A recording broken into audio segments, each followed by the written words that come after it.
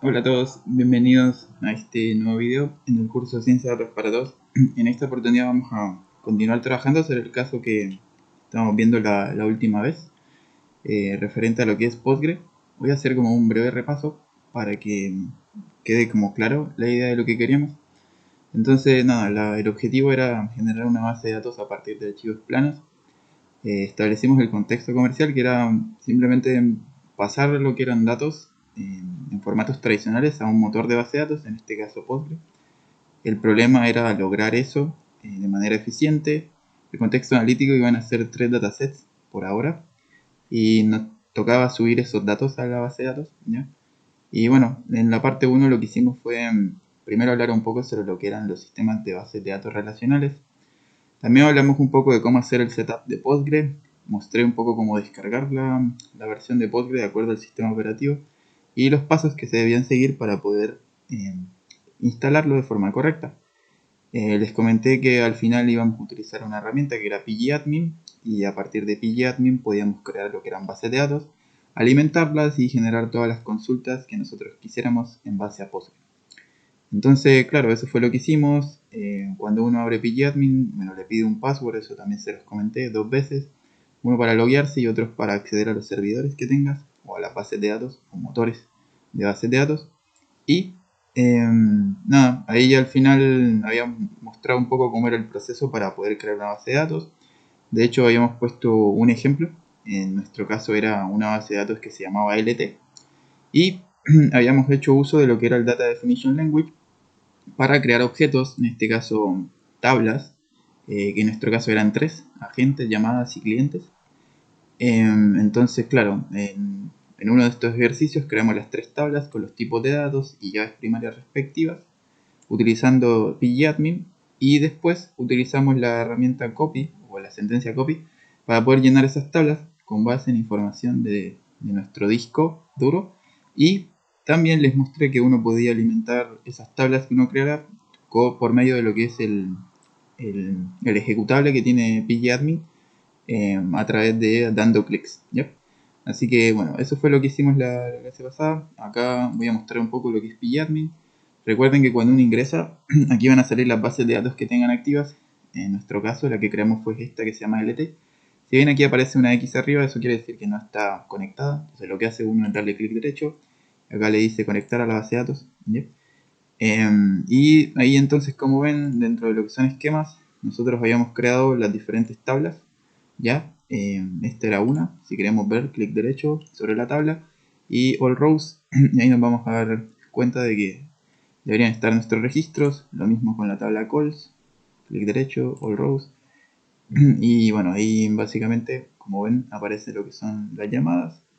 También se podía hacer dentro de lo que era el Query Tool, que era simplemente, en este caso, ir a la base de datos, darle clic derecho y dar donde dice Query Tool.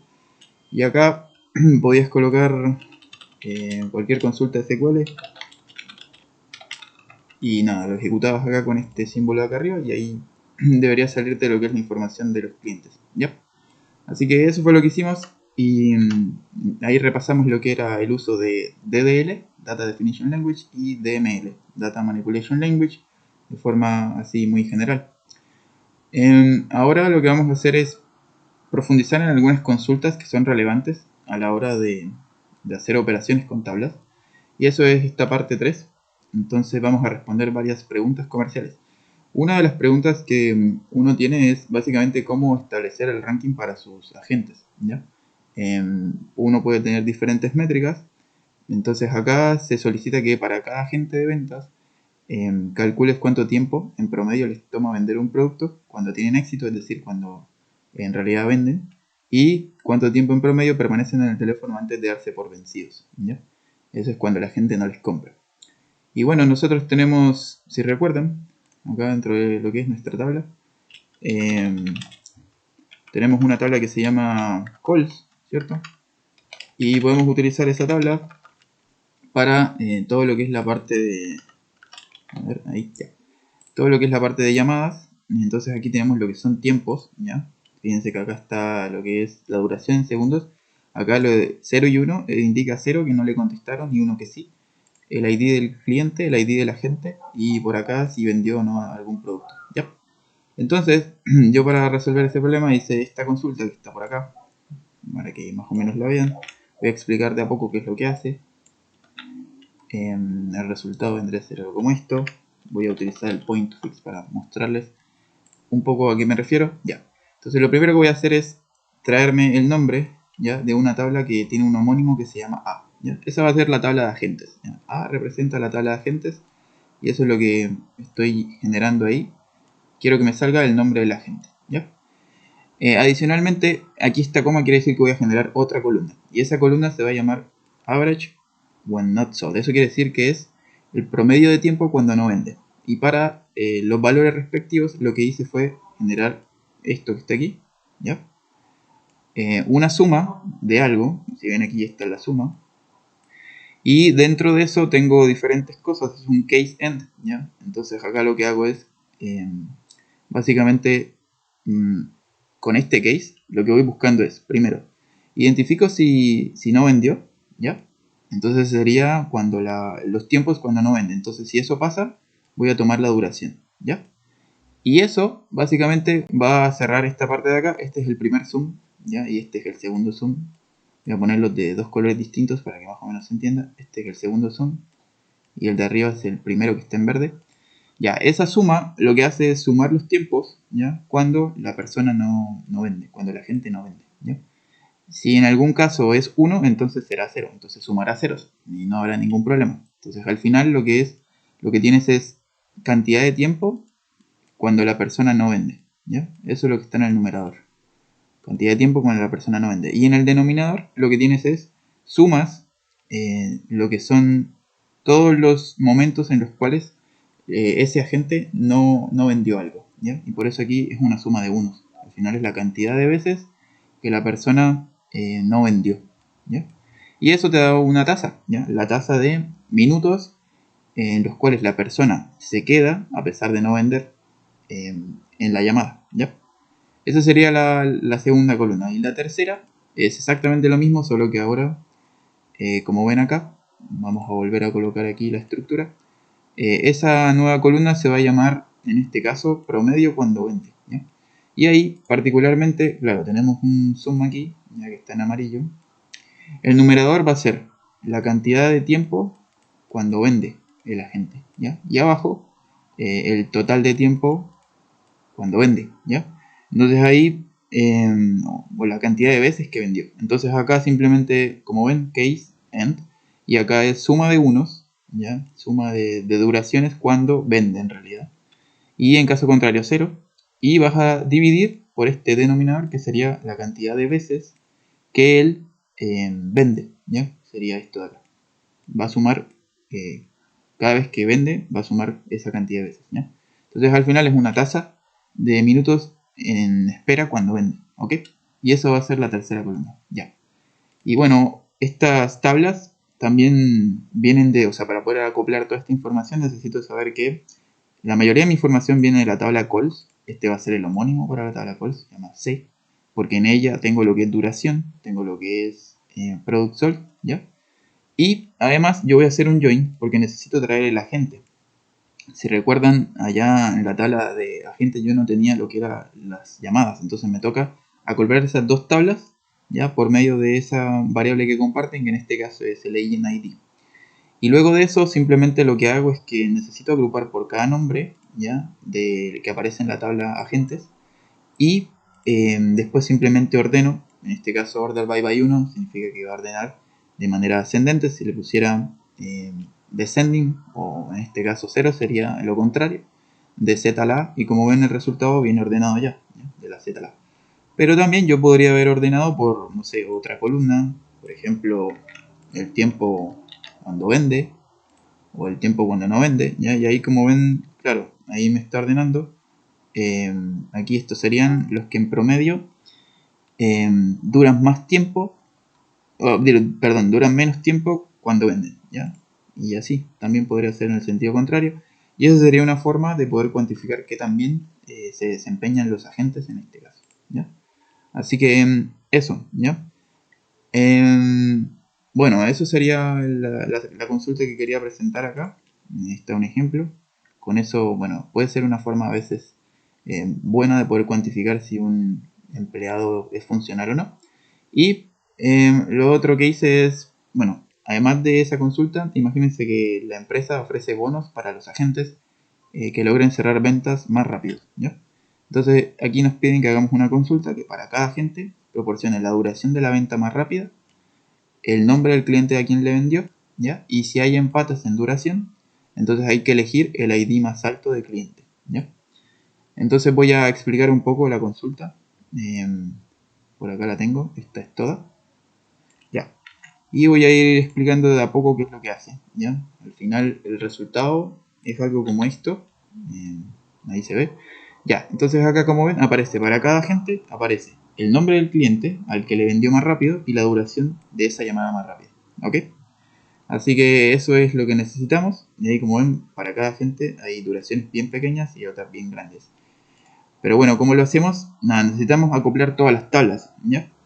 Porque el nombre de la gente está en la tabla agentes. El nombre del cliente está en la tabla llamadas. Y la duración está en lo que se llama calls también. Entonces, yo necesito traer toda esa información, ¿ya? Aquí como ven, este paréntesis de acá, tiene acá un nombre, no sé si lo observan, que dice X, ¿ya? Eso quiere decir que todo el resultado, voy a ponerlo de forma más chiquita para que se pueda ver mejor, ¿ya? ¿Eso qué quiere decir? Eso quiere decir que todo el resultado que viene acá, ¿ya? Voy a señalarlo para que se entienda aquí. Todo ese resultado va a quedar alojado en una variable que se llama x, ¿ya? ¿Y qué hace ese resultado? Bueno, nada, simplemente trae lo que es el nombre del agente, el ID, trae lo que es la duración de la llamada y elige el máximo valor del Customer ID, poniéndole un homónimo, ¿ok? ¿De dónde saca eso? Bueno, saca todo eso de otra consulta, que es esta que está por aquí, ¿ya? Y esa consulta lo que hace es elegir el ID del agente, la duración mínima, y le pone un homónimo, ¿ok? De la tabla calls cuando el agente realmente vende y agrupa por agente, ¿ya? Entonces acá después lo que hace es sacar lo que es el mínimo, ¿ya? Ese mínimo vendría a representar lo que es la duración mínima de la llamada en este caso, ¿ya? Y después hace un join con la tabla calls, ¿ya? En lo que es el agent ID, que eso es lo que comparte con la tabla, con este resultado de acá arriba. Y también busca que esta duración sea igual a esta variable que llamamos fastest call, ¿ya? De nuevo acá hace un filtro para garantizar que son llamadas solamente cuando vende. Y al final agrupas por agente y por duración, ¿ya? Entonces ese resultado es una tabla, ¿ya? Y luego de tener ese resultado, entonces sí puedes acoplarlo con la información que viene de los agentes y de esa forma el resultado que venía de X se acopla con la tabla agentes y al final puedes hacer dos joins, uno con la tabla agentes y la tabla calls y otra con la tabla customers y la tabla X, ¿ya? Entonces esa es un poco la idea detrás y el resultado es algo como esto. Para que se entienda mejor, a mí me gusta explicarlo de a poco, entonces lo primero que hago es elegir esto, ¿ya? El agente ID, el mínimo de la duración de la tabla calls cuando vende, ¿ya? Y aquí estás agrupando por agente. Y luego de eso, ahí sí, eso va acá adentro, ¿ya? Y acá le vas a poner un nombre, aquí por ejemplo se llama mínimo, yo decía. Y nada, después de tener eso listo, ahí, bueno, podemos ir haciéndolo para que vayan viendo, porque al final van a observar que es exactamente lo mismo, ¿ya?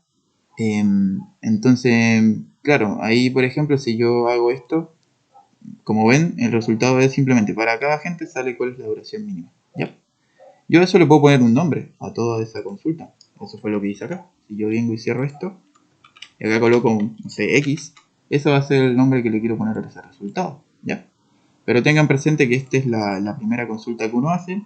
Luego puede comenzar a hacer otras consultas más complejas, que son estas, ¿ya? Donde básicamente lo que haces es, claro, eliges este resultado, lo guardas con un nombre, en mi caso le llamé min, ¿ya?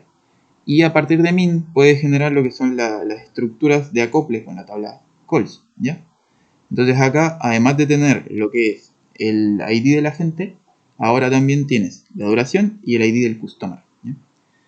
Y luego, ya después de tener esto, lo que te hace falta es simplemente colocar los nombres, ¿ya? Acoplarlos uno con otro, y eso es lo que hace la consulta final, ¿ya?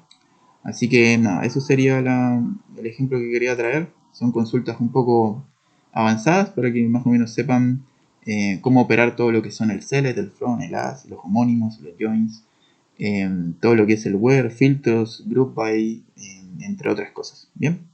Así que nada, eso sería. Recuerden que, bueno, para finalizar, los sistemas de bases de datos relacionales se basan en una estructura que se llama ACID, que significa atomicidad, consistencia, aislamiento y durabilidad. De fondo lo que hace esto es garantizar que haya consistencia, es decir, acceso concurrente, y también permite que básicamente haya consistencia en lo que son registros, ¿ya? Recuerden que SQL no es lo único que existe, sino que también hay otras bases de datos que se basan en NoSQL.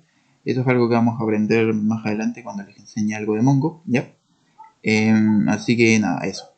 Y una cosa importante es que todas esas estructuras de bases de datos, si se adentran más en el tema, van a encontrarse de que se pueden crear con algo que se llaman formas normales, que son como unos estándares para que las bases de datos no consuman espacio adicional y se puedan operar de forma apropiada en términos de tiempo y consumo de memoria RAM. Entonces, nada, eso para que lo tengan presente. También hay una nueva tendencia ahora con todo lo que es ambientes de nube, lo que son data warehouse, data lakes, en los cuales ustedes pueden también trabajar con data que puede ser estructural, semiestructural o no estructurada, ¿ya? Así que eso también deberían tenerlo presente. El data warehouse es como una herramienta donde uno puede acoplar toda esa información que ya está procesada, ¿ya? Y bueno, acá les dejé una pequeña descripción de cómo funcionaría. Al final, el Data Warehouse se puede alimentar de muchas fuentes de datos, entre ellos lo que son data lakes o lo que son bases de datos no relacionales o simplemente repositorios donde hay información, ¿ya? Eso, entonces, nada, espero que les haya servido. Con esto concluimos la parte de Postgre y nos veríamos en una próxima oportunidad con otros temas asociados a bases de datos. Y nada, que esté muy bien, hasta la próxima.